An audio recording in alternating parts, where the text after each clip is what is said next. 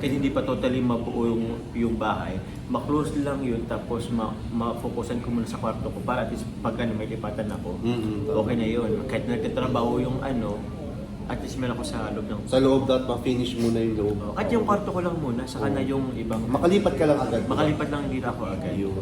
Maraming nagsasabi sa inyo na hindi raw kayo okay ni Carla. Parang, yung iba ka nagsasabi, hiwalay na daw kayo. Ay! Well, siyempre, sabi ba nila, pag mag-asawa, dapat hindi hinayaan matulog ng magkagalit. Oo.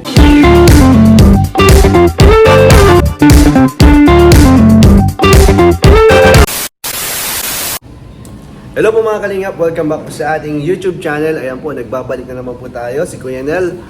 At para may liwanagin po at alamin tungkol sa Jomcar. So since kasama po natin ngayon si Jomar, ay syempre, tatanungin na po natin about po sa mga latest happenings po sa kanila ni Carla. So dito po kasama natin si Kalingap Jomar. Hello guys! So, uy, grabe Spider-Man! Spider-Man ang kaya. Parang naging fit ka na ngayon masyado bro Oo, kasi hindi na ako makakain ko na. Hindi ka talagang kumakain? Hindi, kumakain pa naman ako. Grabe. Pero ano lang, control. Parang talagang naging fit ka na ngayon. Control na rin yung pagkain mo. Tsaka consistent yung pag-gym mo ngayon. Hindi kaya, pero mamaya, di ba ako? So, Kasi, bro, ito, na may nabalitaan kasi kami. Ay, ano po? Totoo ba yung yung lumabas daw kayo kagabi? O kahapon Sino? ni Carla? Si Carla. Totoo ba yun? Ay, di naman sa, ano ba? Partly oo. Partly? Partly ba? Di, pinuntan namin yung napunta namin yung yung lote. Yun sa lote niya. Lote mo o lote niya? Lote niya, tapos yung pinapagawa kong bahay. So pares, pinuntahan Pares. nyo. Ngayon, ongoing ba ngayon yung pinapagawa mong bahay? Ongoing pa rin po. May nagtatrabaho pa? Meron pa din naman. So, parang in-advantage yung magandang panahon. Okay. So, kung maganda ang panahon, estimate mo mga kailan matatapos yung bahay mo? Paano ba yun? Depende kasi sa budget eh. Nagano rin kasi sa budget. Okay. Pero hopefully this year, ang target ko naman this year, magawa siya. Hindi ko lang alam kung anong buwan kasi medyo nag-ano tayo sa budget parang titingnan pa. Pero yun, hopefully this year. Pero ang target mo sana? Target ko sana kung kaya ng siguro okay lang kahit sa April, birthday ko. Parang gift mo sa sarili mo? Parang gift ko sa sarili ko. Pero parang hindi rin kaya. Pero siguro pag April naman is baka medyo partly buo naman na siya. Wala pa siguro mga gamit or may mga pa. Pero yun. Nakakatuwa bro kasi maraming nagsasabi sa inyo na hindi raw kayo okay ni Carla. Parang yung iba ka nagsasabi hiwalay na daw kayo. Ay! Grabe sila yun. Oo, di ba? Parang napaka-imposibleng, ang hirap paniwalaan. So ayan po na, para malinawan na sila, magkasama pa lang po sila kahapon. Opo. So pinuntahan po yung lote po ni Carla at yung lote Kasama niya ni pinapagawang bahay. Oo, kasama niya si Ni Rosan. Jomar. Kasama daw si Roseanne. So, anong balita naman doon sa pinapagawang bahay ni Carla? Masahin ko yan, lote pa naman siya eh. Pero, ewan ko baka magpa-umpisa din. Papasimula na? Parang, she's thinking na magpa-umpisa na din. Anong tiningnan niya doon? Anong ginawa niya doon? Tinignan lang niya yung lote. Para nagpaplano lang siguro kung anong yun. Kung anong maganda doon sa lote na yun. Kung siguro sa ng bahay. Okay. Design or kung saan nakaharap or kung paano. So, yun lang. Di ba magkatabi naman yun? Bahay niyo. Di paano yan? Kung halimbawa, magkatuloy na talaga kayo. Oh. Paano yun? Dalawa ng bahay niyo doon? Di goods. The more the merrier. The more the merrier.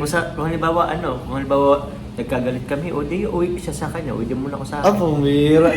Wait, isang bahay pa nga. Sige. Tawag yan. Pag nangyari, medyo nga hindi Oo. Siyempre normal naman sa Normal jowa yun, or sa normal maganda yun, na oo. Minsan may tampuhan.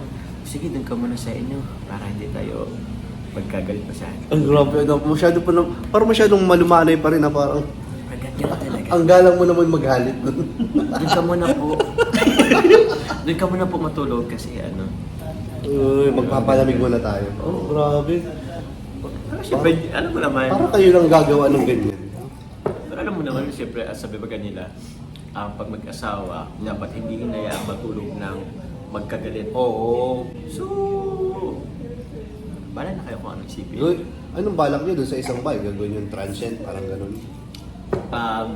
Pwede naman pagkakitaan. Yeah. Kasi kung wala namang gumagamit pa. Oo. Pero wala na. Pero ikaw, balak mo talaga lumipat na agad. Ako personally, kuya, kailangan ko na talaga kasi yung actually kanina nung nag-live ako, kuya Nel, pinakita ko sa kanila yung yung gulo ng bahay ko. Yung apartment Yung mo. apartment. Sobrang dami na. May nag-comment nga rin bro na hirap na ito, sobrang dami ng gamit ko doon. Yun na nga eh. Kaya practically, kailangan ko ding lumipat sa ang plano ko nga. Kasi hindi pa totally mabuo yung bahay. Ma-close lang yun, tapos ma-focusan ko muna sa kwarto ko para at least pag may lipatan ako, okay na yun. Kahit nagtatrabaho yung at least meron ako sa loob ng... Sa loob dapat ma-finish muna yung loob. At yung kwarto ko lang muna, saka na yung ibang... Makalipat ka lang agad. Makalipat lang dito ako agad. Yun. Kaso ang inisip ko din naman ngayon, paglipat ko, nakita mo naman yung kapaligiran doon. Ah. Parang matatakot ako ko yan. Dapat may kasama ka doon. Ayaw mo mag-hire doon ng Siguro- makatulong. Hindi ko alam, siguro on call lang. May mga ibang bahay na ba doon? Marami na rin naman. Marami na rin. sa likod. Kasi yung mga katabi ko pa kasi is wala pa. Malalayo pa. Malayo pa.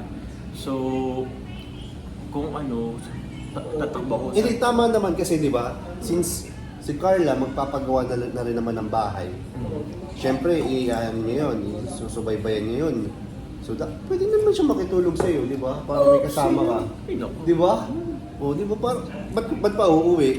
Lalayo pa. Eh, doon naman, pwede naman siya makitulog para pagka umaga ako, mababantayan niya agad yung mga nagtatrabaho. Kanya pa ay magbantay eh. Diba? Mag-school naman siya eh. Pero siguro pag hapon, Pag wala lang pag pasok. walang pasok, Kasi hindi naman araw-araw may pasok. pa naman din. So, yung bang kay Carla ba na bahay, the same ba? O mas maliit? Gusto compare doon sa bahay mo? Hindi ko po alam. Ano ba mas malaki? Yung lupa mo, lupa niya? Medyo, yung sa akin ang medyo Oo. may laki-laki. Yung lupa niya is okay naman din. Pero baka mag-ano po siya. Expound. Paano ba yun? Up and down din? Double, two story? Parang ang alam ko kasi parang ano lang muna siya, bungalow lang. Ah. Pero parang if ever, yung Pwede, abang, abang. abang lang sa taas. Okay. Pwede din yung ganun. So, Goods din. yung pala yung plano guys ni Carla ngayon. Alam ko may bakod na, maganda rin na yung bakod. No? Medyo maayos naman na yung bakod. Maganda nga yung bakod niya eh. Maganda yun kasi para na-secure na. Tapos, paano yun? Eh, di mas madadalas kayong bumisita doon ngayon. Kasi paras kayong may pinapagawa doon. So madalas kayo nandun. Pwede rin. Kasi kuya, ang tawag niya, di mo kasi namin sinasabi na napunta kami. Pero syempre pero kinikilig pa rin kami pag nalalaman namin. Kasi yung thought lang na malaman namin magkasama kayo. Masaya na yun sa amin mga sa mga humahanga at sumusuporta sa inyo.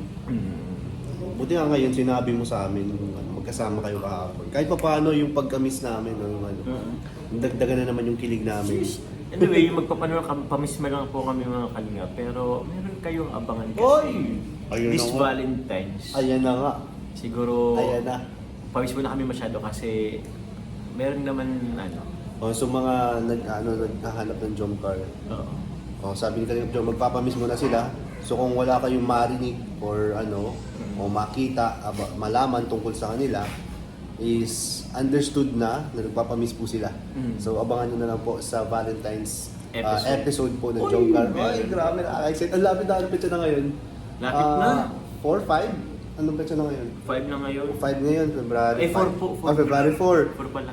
Malapit na yun. Malapit na din. So, abangan natin guys kasi extraordinary po itong mangyayari ito.